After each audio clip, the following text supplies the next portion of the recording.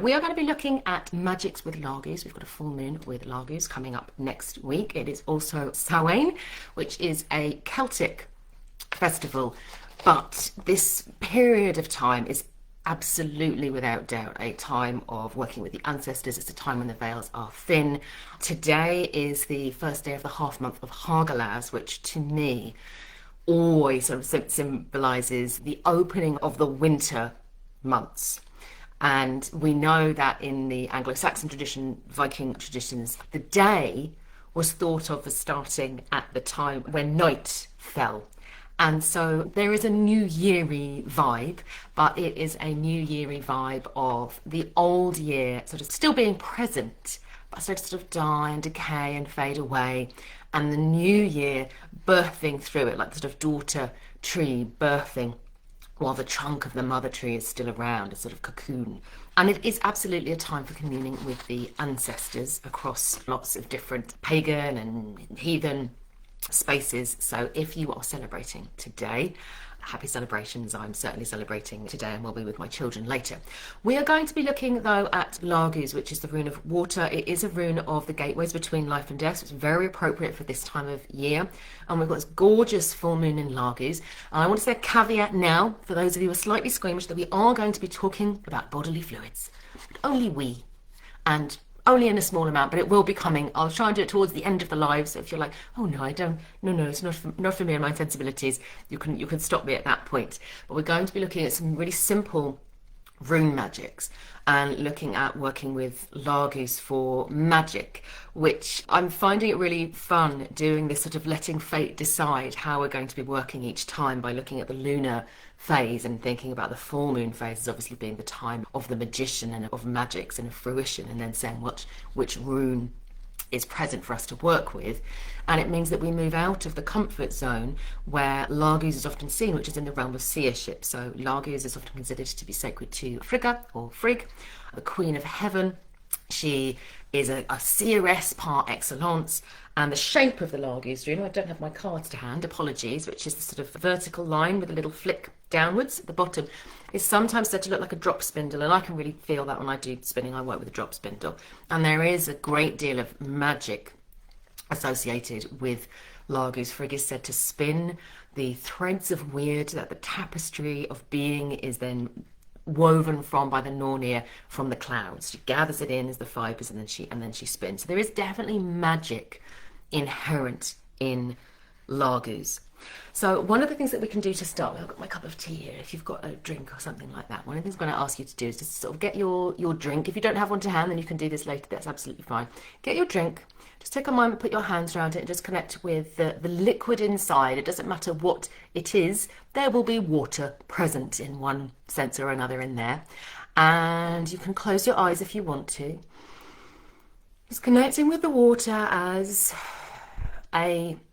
water is so old, it's so ancient, it is flowing across our planet. The water that is in your hands right now has flowed through oceans, it has fallen as rain, it has risen as steam, it has been frozen in ice, it has travelled through the bodies of so many plants and animals, and it's said to be a carrier of memory.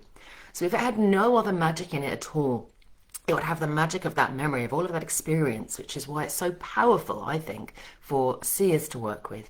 And it is also obviously life force energy. Now, without water, there is no life. And Laguz holds within it that energy of life, of being a gateway between death and life, both sort of the new seeds coming up from the dark, from the deeps, from the realm of death, and rebirthing again, and of that journey back from life into the dead again. So you're holding an incredibly powerful, transformative, cleansing, purifying, life-giving substance in your hands. And then we're going to trace the Laguz rune over your drink, and we're going to sing Laguz together. I don't know if it will translate on Facebook because sometimes it dubs out anything that sounds like the song. But you're going to take a nice deep breath in. And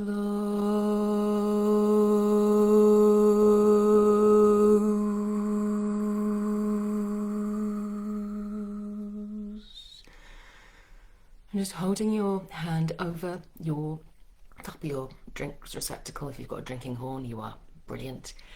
And feeling that liquid beginning to glow with, to resonate with a power that's already present within it, but that which Laguz enhances.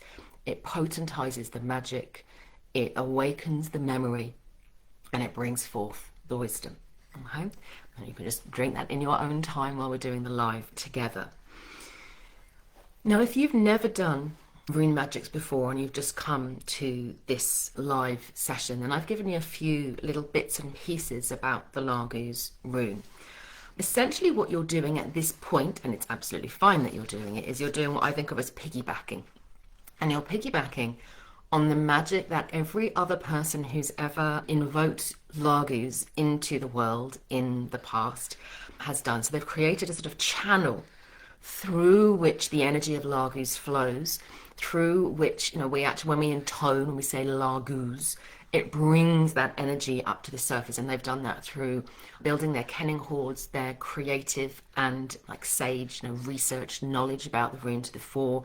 They've done it through many times they've chanted Laguz, they've invoked it, they've worked with the energy of water, they've drawn the energy of the plant world up into their feet, they've crossed the gateways between the worlds now, and they have created this magical channel for Laguz, created by the shape and by the voice and by their spiritual, mindful, bodily knowing of Laguz, which you, as somebody coming to the rune for the first time, can absolutely harness. It might not be the most powerful. It might be, because some people who've just started out with magic have their spirit has been waiting a hell of a long time to work with you. And teenagers in particular, young people often have very strong access to magical currents, even if they don't have a huge amount of knowledge to it yet. So it can be very powerful and potent, but it can also be gentle, and that's absolutely fine. But we all start somewhere. So I wanted to say that there is permission for piggybacking. Sort of saying, I don't know about the room, but I'm giving it a try for the first time. Knowing that if you've made a commitment to, I want to learn more about Laguz and I want to work with water, and maybe I'll do this blessing each time, and maybe I'll work with the plants in my back garden, and that you will then be adding to, contributing to that current, so that somebody else in future generations can piggyback off the work that you have done as well. Let me know what you think about that, because this is a theory that I've sort of certainly held for many years, and I have talked about it on Awaken with people and in Mastery. We've discussed this theory of magic and how it is that it sort of works here in Midgard, in the physical world, and how traditions are created, which from a Northern European perspective, we would think about weird as being the flow or the current of energy. And Urlog is the channel through which it flows, which is sort of carved over time, and it becomes like a law. It becomes, okay, if I want to invoke Laguz, then I need to work with Laguz as the rune that's Laguz, because if I don't work with the rune that's Laguz, it's not Laguz, and that's Urlog, because that's law that's been set down, and it's been set down through all of the times that people have worked with Laguz and brought it to life here in Midgard. We could go off in a whole other direction about Odin bringing the runes in and them being pre-existing and things as well, but we're not going to do that today, because we're going to be talking about Laguz and magic. Mini fledgling magicians, piggybacking is allowed, absolutely, and you can build your rune knowledge over time. I'm going to be doing a little bit more about that with Laguz today. So we're going to talk a little bit about the magician self now, because as I have said, Laguz very much resonates with self, and people will often work with Laguz for the seer self, because water is often associated with seership.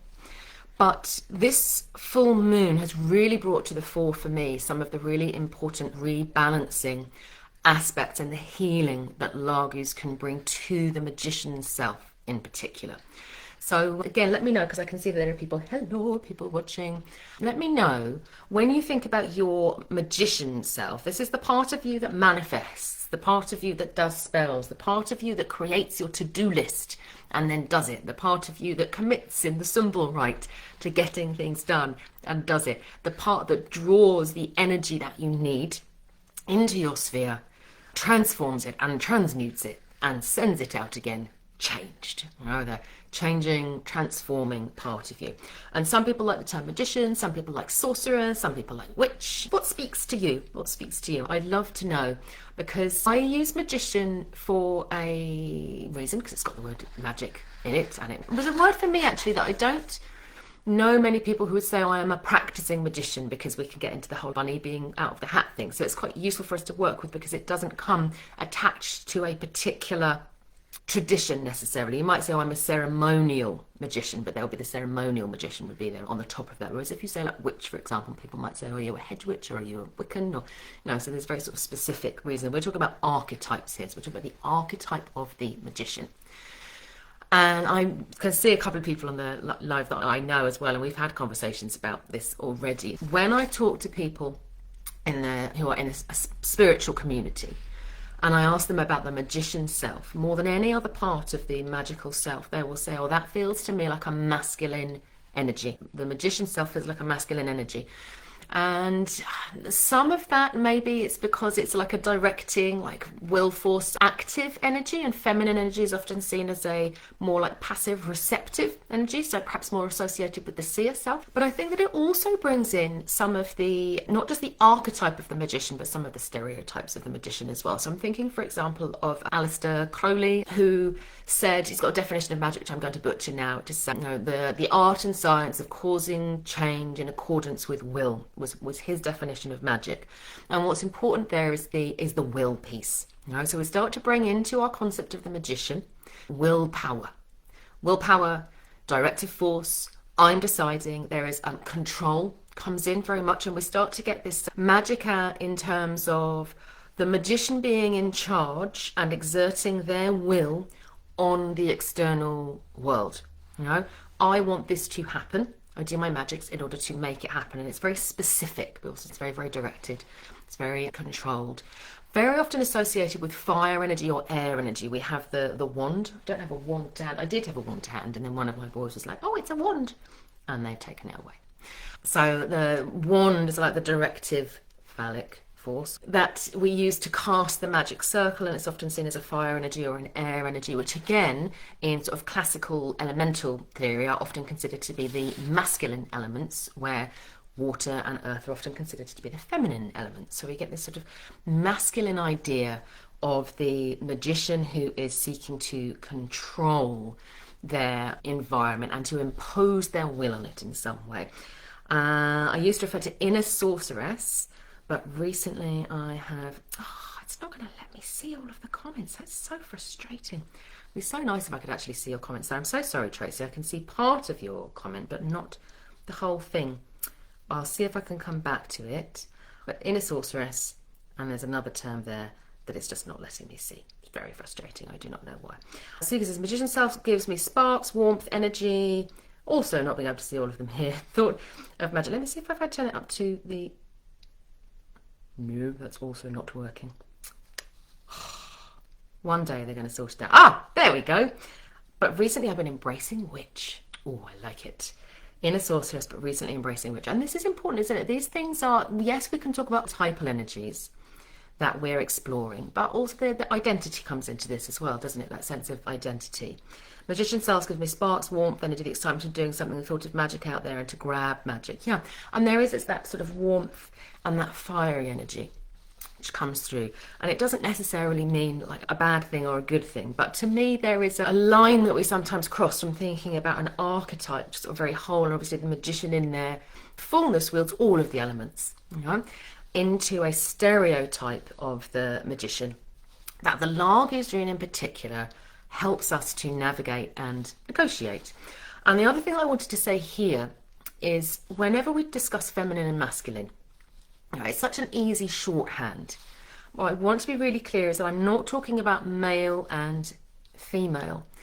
In our society, we have polarized states where we describe things as feminine and masculine as a shorthand for a whole range of other terms that we have, this sort of linguistic magic of understanding our own reality through the lens of the feminine and the masculine, the feminine being sort of collaborative, still, receptive, dark, deep, generative, all of these things, masculine, sort of directive, dominant, linear often comes through as opposed to cyclical. It's all of these other concepts that come within these sort of two cauldrony spaces, but they are spaces of understanding, not spaces of, certainly not spaces of sexuality, and also not spaces of gender necessarily that we're talking about at this point that can intersect but they're not the fullness. And I like to bring that in because I think that that's really important for us, that we might describe a masculine energy or a feminine energy, but we can all access all of those.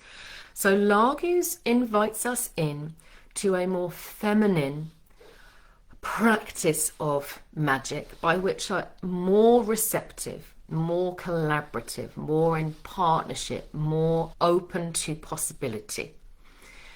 And that can be really helpful for us, because it can actually be really exhausting to be like, I'm going to make a spell and this is what I'm going to do, and I'm going to hold all of the power, I'm going to hold all of the control, rather than a sort of more collaborative approach.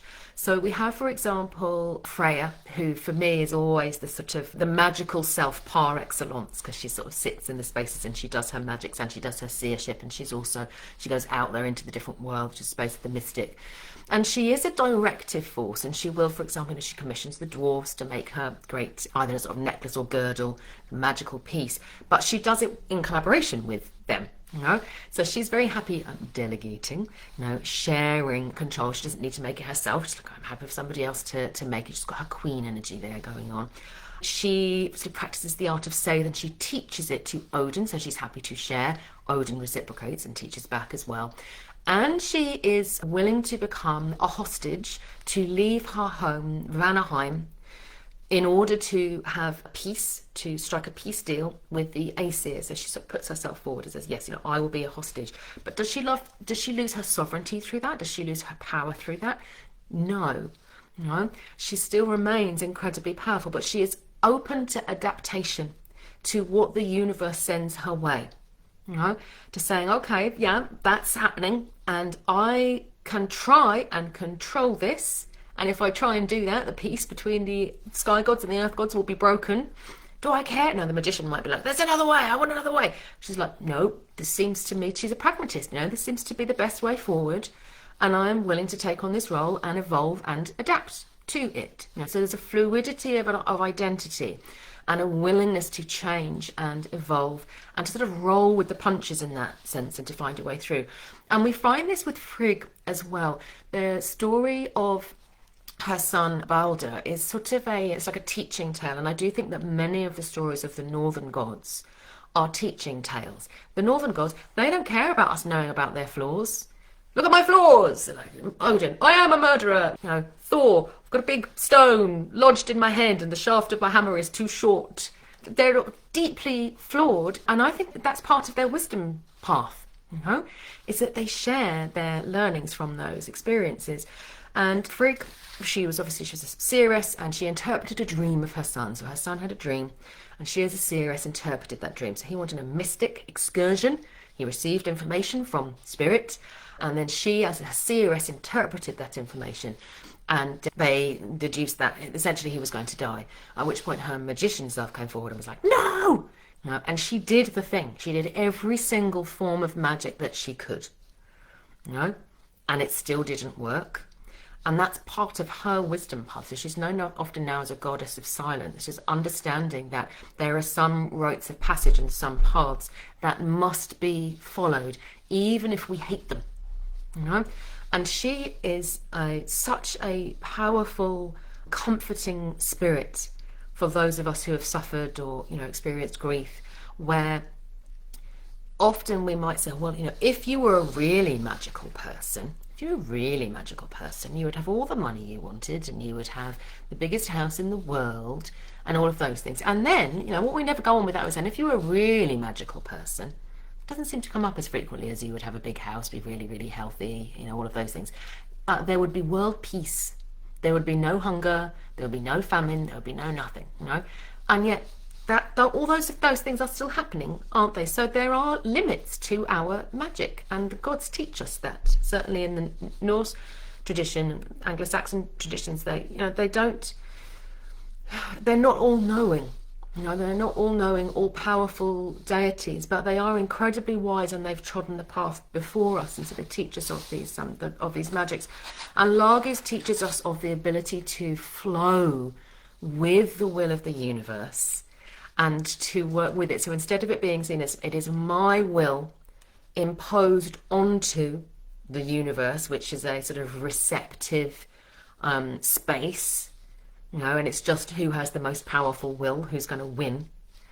To actually know, if we think about the flow of fate, we are working in partnership with the will of the universe. Okay, I'm going to have another little look and see how that is landing with those of you who are here with me on the live, and then we're going to share our magics. Oh, my screen's having so much fun. Sometimes it's just sort of cutting off, so I can't see you at all. I call myself a witch, but my witch uses her magic. I'm having to sort of twist the screen backwards and forwards to see if I can see all of your comments. But my witch uses her magician self. Woo!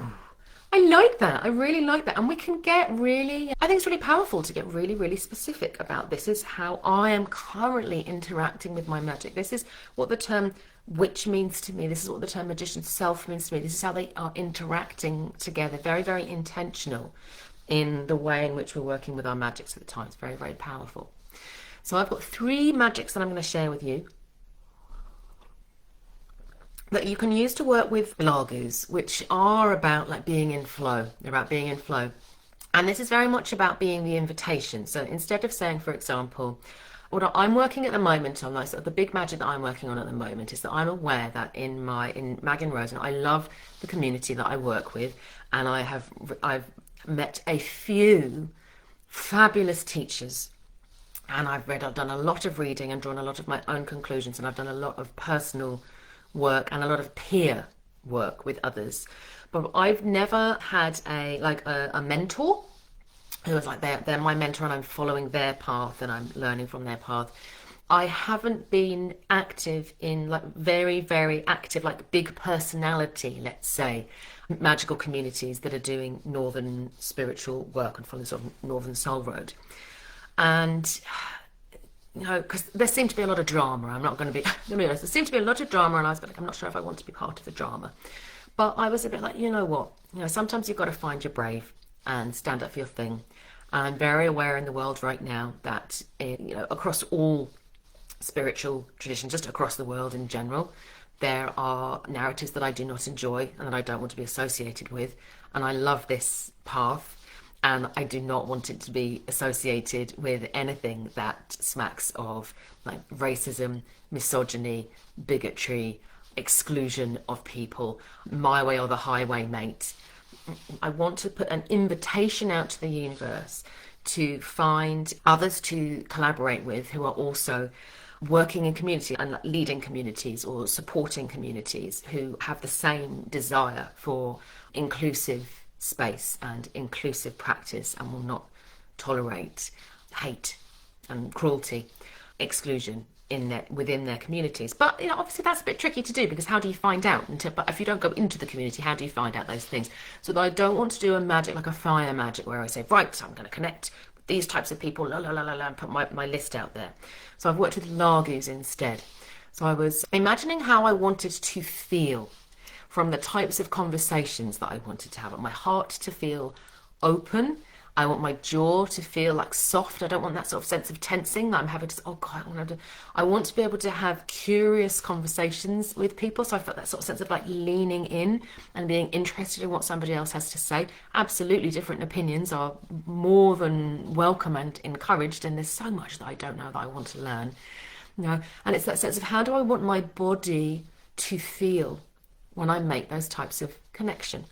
And I step into that sense of the body. This is what I would like. I'm whispering my Laguz rune, and then I step under the shower. Because the shower is obviously it's a source of running water. You could also do this if you have access to a stream, any form of running water. So I've chanted Laguz, I've set the intention that I move into this current of the water, and the water is flowing over me and it's gathering in that wishful magic, and then sending it back out into world, which is wonderful. And I've been doing this for I sort of started sowing these seeds about this time last year. I'd written it down in my business plan, but I was a bit nervous about it, and I've been building on it slowly over time. In the last 3 months I've been doing a lot more work. And hey presser, just ahead of this live yesterday, it was last night, in my inbox I had a lovely email from somebody just sort of asking, I've seen about your work, tell me a bit more about yourself, which I did. And then they got back to me and they were basically like, found out that we're the same age, been doing the runes the same amount of time. This person is working very much in community, who sort of wanted to know what I was about before they sort of shared more about themselves, because they wanted to know that I was leading community that was chiming with their values, that I was a person who was sort of in integrity, on the same page on those types of things. And I was like, oh, so exciting, So it's that. And this type of magic with the Laguz rune requires patience, and it requires adaptability, and it requires you to be looking out and to seize those opportunities when they come.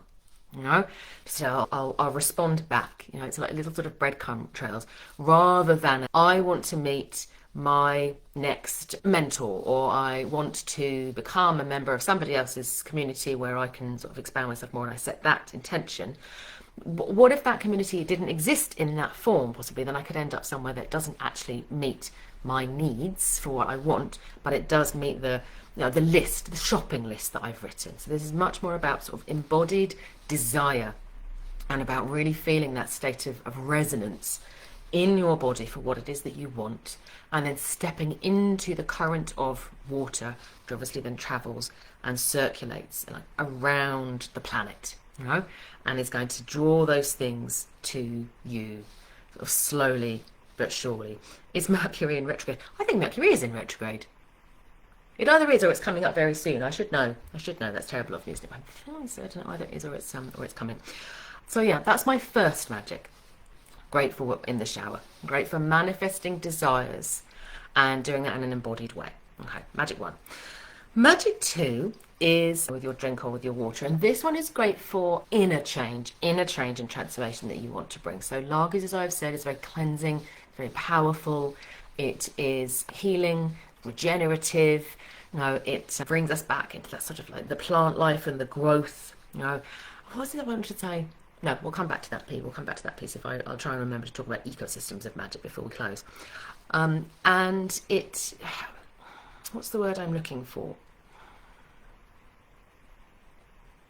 And it has memory. We know sort of like the water is said, we've got various research that's been done to sort of show how water actually physically retains memory, or as a response to its external surroundings. And it's very, very old substance that is travelling through us, that has, was born at the same time as the solar system, and is still travelling through us to this day. So when I have the water that's in my hands, and we obviously did a little bit of that at the beginning, but what we didn't do is we sort of called in Laguz for it, but we didn't place intentions. But this is wonderful for supporting you in your healing journey. So if you have healing that you want to go through, or if you're experiencing, anyone else on perimenopause? Woohoo! Love perimenopause. It's that sense of sort of presenting the intentions for your body to rebalance when you start bleeding. It's like or anyone who's going through puberty. It's sort of helping my body to adjust and to rebalance and to grow and to adapt and sort of change that inner state, to increase your energy levels might be what you want to do. To detoxify if you've been in a toxic environment for a long period of time, you haven't been eating that well or anything like that, then Laguz is great for that type of work. And you will hold that energy of, I like to think about it as vitality. I like to think about vitality and energy and harmony. When I chant my Laguz rune into my drink, and then I drink it. Also really good to use with your vitamin pills, by the way. I often do that. I think I did that in a live a long time ago now. We charged up our vitamin pills. So you can absolutely do that, and you can use different runes to do it, depending on whether you're looking at strength or cleansing or whatever it is. You can choose different runes to do that, but then your Laguz water helps that all to go through your body and for you to receive that healing intention. So again, slightly into the healer self, but it is... what's the word I'm looking for? It's not that, it's not that I'm broken, let's say. I'm not broken. I'm not sort of fixing like a disease or something necessarily. You could use it for that purpose, but it can also be about just saying, I want more. I want to be more vibrant, more alive, more vital. So there's a blend between the healer and the magician there. And then, as I said at the very beginning, we are going to be talking about bodily fluids. So the first in-person teacher I ever had, lovely man, he was called Jack Gale. He was just delightful. And he was very into practical rune magics. And it might actually have been the first ever rune spell that he taught me, which was, if you've got a urine infection, you can use Laguz to sort of cleanse and to clear, let's say, and it's very good for the system if you're a bit blocked as well, but it sort of lets the system flow. Very effective. I'm not going to say it's not very effective. It was great. Loved him. Absolutely loved him. And it was very practical and it does work. But you can also, bearing in mind that you've brought that water into your body. So you've got the water that's out there in the world that you have sent your wishes with, and you've got the water that you've placed in your body and you've asked it for support and help. So it is only right and fitting that when you re-it out again, you offer gratitude as it goes, and you offer blessing to it as it goes. So I'm not necessarily, if you want to chant while you're on the loo, you absolutely can. You can do a bit of a whisper, if you need to focus more, you can do that too. But, I'm saying this with laughter because I do think that our magical practices should be fun and enjoyable and pleasurable. That doesn't stop them from being sacred. So when the water has done its work with you, when it has been through your system and it has offered you its life force and it is carrying away, we often think about it as being a waste product, don't we? It's like a waste product, and we can get so, like in the modern world, we think about waste products as being like plastic and stuff like that. I think one of the biggest problems we have now is that we talk about single-use plastics as being sort of like shaming in some way, which it is shaming because we shouldn't be using single-use plastics at all. But there are still single-use plastics out there, and it's sort of that energy of pushing them away, into landfill, out of the way, sending them to another country, doing something like that, rather than saying that we are the problem, not that substance. And the same is true of the waste products in our body, that we can treat them as if they are like deeply unhygienic in some way, but to get away from them as fast as we can, rather than seeing them as part of a sacred cycle. So offering gratitude to the water as it leaves your body and goes on its journey, again, very, very powerful. And you can look up water and gratitude. There's a fascinating work out there which is not to do with the northern soul road, but it is really, really fascinating, and water has always been incredibly sacred and powerful on the northern soul road anyway, so we should be honouring it as it leaves our bodies as well as it enters our bodies. So that was the final magic that I wanted to share. I wanted to mention ecosystems, didn't I, as we were closing. For me, part of the difference between the way in which Laguz operates for the magician's self and the way in which some of the other runes, like Kinaz, for example, it's quite sort of technical, the sort of the rune of the smith, is it operates as magic as an ecosystem rather than magic as a sort of temple space where we are in control of everything. So if you do like ceremonial magic, it's very much like, right, it's a perfect circle, you've got cubes of white, cubes of black, it's every single tiny detail is under the control of the magician so that they can then produce the results that they want at the end. It's results magic. Laguz encourages us to see magic as an ecosystem that we are working within. Like 9th of November, Odin goes on, thank you very much, Suzanne. So sort of starting to prepare just a little bit. Yeah, it's because I've been looking at the forecast for coming up. And so if we think about magic as being, we're like gardeners or tenders or participants within that ecosystem, so we can absolutely influence that ecosystem, but it is influencing us all of the time as well. And that's why honouring the water as it flows past us, through us, out of us, is part of participating in the ecosystem of magic. Interesting, Suzuki. Now to chant Laguz over my prune juice. Absolutely, absolutely. Highly recommended. And yeah, one of the beauties of the runes is that we can work with them for very, very simple, life-changing magics. We were doing like everyday magics as our module for our Wisdom Working Circle and Awaken quite recently. And they're very powerful, very, very powerful. And we can do those like big life magics of working with Laguz to, commune with the dead, with our ancestors, thinking about bodies of water, which certainly Helheim is known to be banded by a body of water, so is Asgard, so is many other mythologies. Water is a crossing point between the different worlds. So there are very, very deep magics and healing practices and mystical practices that we can do with each of the runes too, but they are versatile. They work with us for both. So I hope that this has given you some inspiration for working with your magician self and for working with Laguz in your daily life. And let me know how you're finding these sessions. We've got another one coming up, so we're doing the full moon and the new moon and working with those runes that come up there for the seer and for the magician. And then we're working with our solar runes on the other 2 weeks through their half months and working with the mystic and the healer then. So we've got the mystic coming up as our last session for this cycle. We have also got the wild voice session with our Desir, for those of you who are joining me for that, coming up in just under 2 hours now. So I'm really looking forward to that. Many blessings to you.